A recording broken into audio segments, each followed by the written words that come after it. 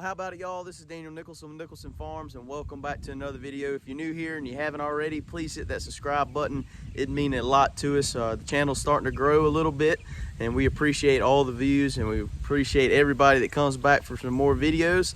But in our last video, we left off where we were talking about how we had some problems with our electric fence, and that it was shorting out. We wasn't really getting a good charge. And this is pretty crucial right now while we're trying to train. Sorry, the wind's blowing my camera around. I don't know if you can hear it in the background. But we're trying to train our young pigs to respect the hot wire. And unfortunately, they're not. So I tested our fence and it's kind of weak on the charge. We're getting about 2,000, 3,000 volts going through our 12 gauge high tensile wire that's going around the perimeter of our fence. On the actual wire that the pigs are using, it's a smaller gauge and they're getting like 6,000 volts, but it's still not popping them hard enough. So we need to figure out what's going on with the fence. I feel like it's grounding out somewhere. I really don't think it's the vegetation, but it's that time of year. All our vegetation's starting to go dormant anyways. Might as well weed whack it off of the line and just eliminate that future problem coming up in the winter.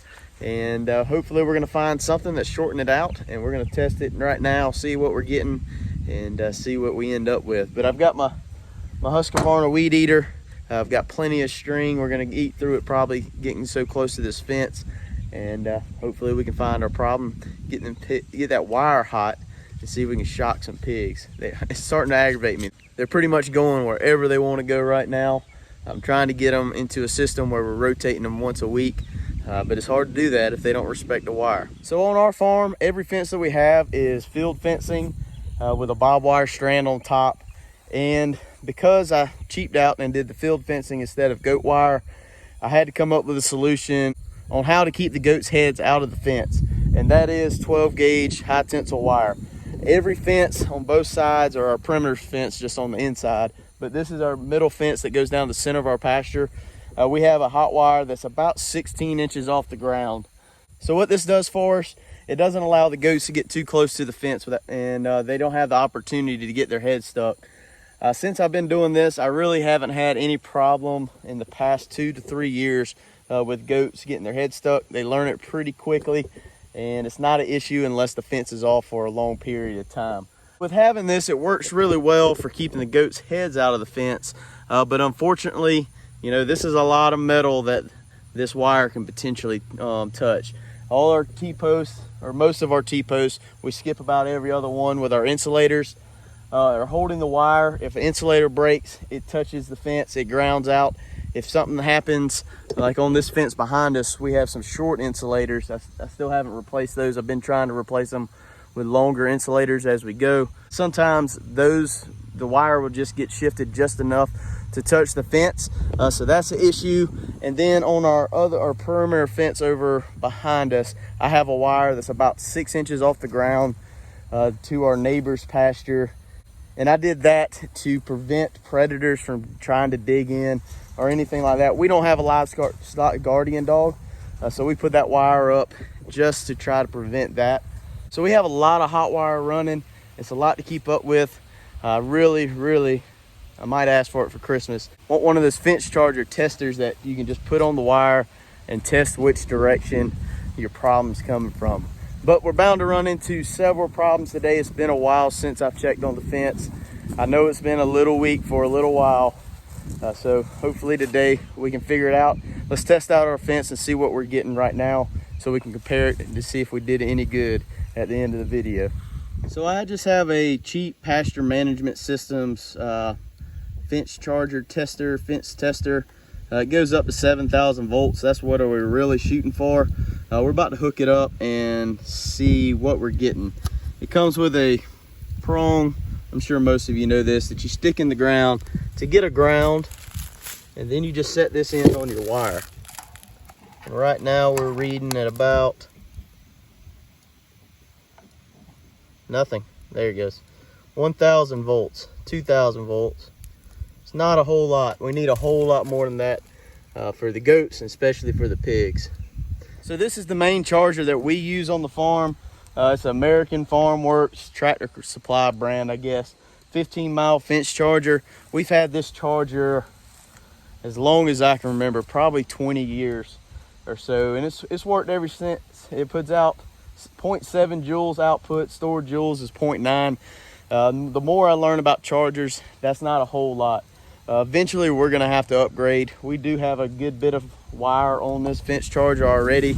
I really want something that'll really put out a strong charge. We use a lot of electric fence in our operation, and it's very crucial for what we do. We use it for the pigs, we use it for the goats, and I'm thinking about putting a cross fence across this pasture right here. If I do that, it's gonna be all electric fence. I don't want to put up any more field fences. A lot more expensive than hot wire, and I've got plenty of hot wire laying around, so I think that's what we're gonna be doing, that upcoming project. And I don't think I'll ever put field fence up again. Also, we try to do some pasture rotation with polywire. We need to do better at it. I keep saying I'm gonna do better at it, but we do some of that with the goats, and you know, we're using 4 strands right there of polywire, so we need electricity. Electricity is very important for what we're doing, for the safety of our animals, to keep them where they're supposed to be. Don't let their heads get stuck in the fence and all that good stuff. So might be upgrading the fence charger here in the near future. But let's get started working on the fence. All I'm gonna do is go around, I'm gonna weed eat, be looking for anything that's touching. If we need some insulators, I'll come back down here and grab them. We'll replace a couple insulators probably. We'll get this weed eater fired up and then get to work.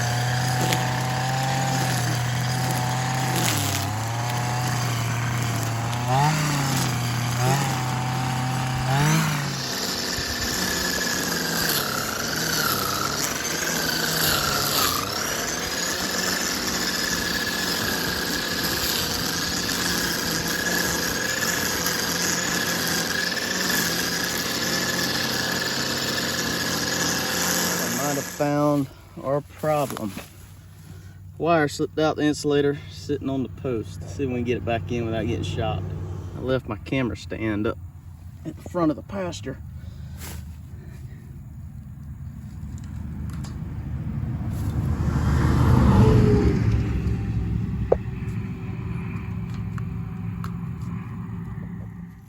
Okay, so I've got, I'd say 99% of the vegetation off of this fence. The only place it was touching somewhere it could ground was that one post. Let's see where we're at on the voltage now.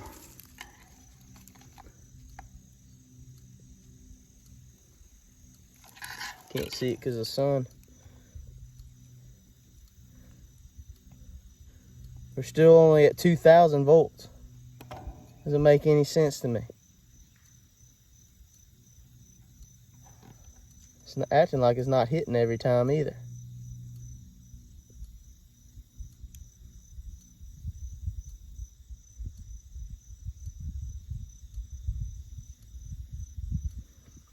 Okay, I'm up here at the charger now. We're gonna try a couple different things to see if it's actually the charger itself. I've got 3 options of what it could be, I guess. It could be our charger ourselves, our ground rod, or potentially the new pig pen. The new pig pen is the only thing that's changed, but at the same time, I can't see how that would be slowing everything down. The actual fence that we have, or the actual high tensile that we have going around the around the goat pen, is a 12 gauge. That's a 14 gauge, so it's a smaller wire. So it shouldn't slow down the charge I'm not an electrician, but in my mind it shouldn't. I might have to do some research. So the first thing we're gonna do is we're gonna put our fence tester on the charger itself, and it's reading 2,000 volts just like it said it was on the fence. I'm gonna unplug it. We're gonna unhook the fence and see what kind of output we have on the charger itself.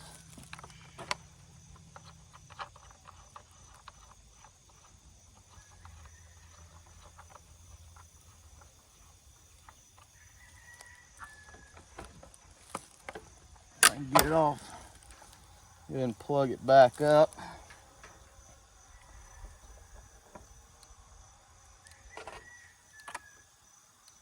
And we're getting 7,000 volts. So it's not the charger.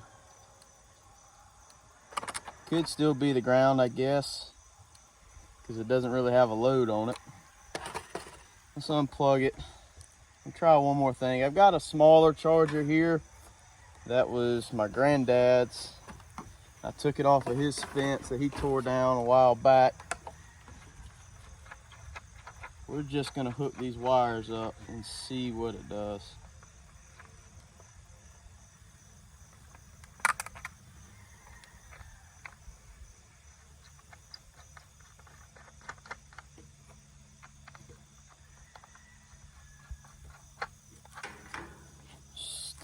Set this one to the side for a second.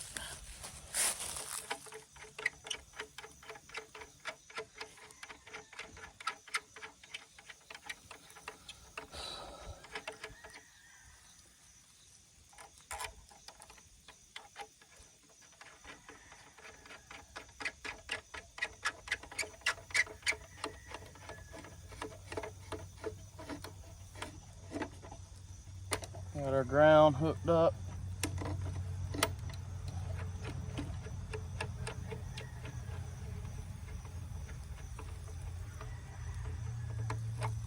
Let's go ahead and test it. Make sure this charger works.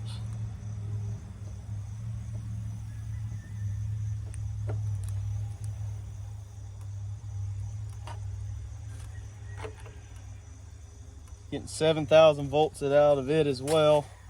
That's just as high as this goes. Let's hook our fence up if it'll reach.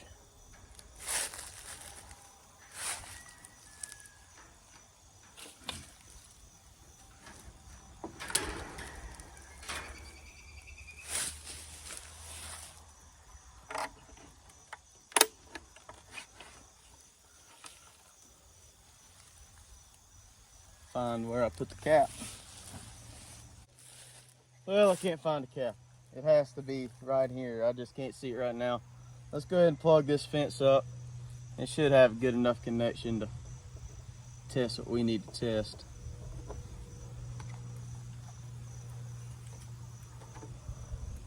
And again, we're only getting 2,000 volts. So it's not the charger. It's got to be the pig pen or a ground rod. Let's run up to the pig pen and see if we can find out anything up there. Okay, I am really confused now. I'm thinking it was the vegetation the whole time. Yesterday, whenever I checked the fence, I was only getting about 2,000 volts, 3,000 volts on this wire right here. I'm up at the pig pen now. And on our wire that we put up right here, the 2 strands of 14 gauge wire, I was getting 6,000 volts, but I thought it was maybe because of a smaller wire. And the pigs were getting out, and I actually had some pigs got on this side of the Premier One netting, and that would give them access to outside of the pig pen area. And so I hooked up this netting. Well, today I'm still getting, 2,000, so I didn't think this was the problem. This netting must be touching some metal somewhere, because I've already got shot a couple times messing with this. If I take this off, set it to the side, I am now getting what it was.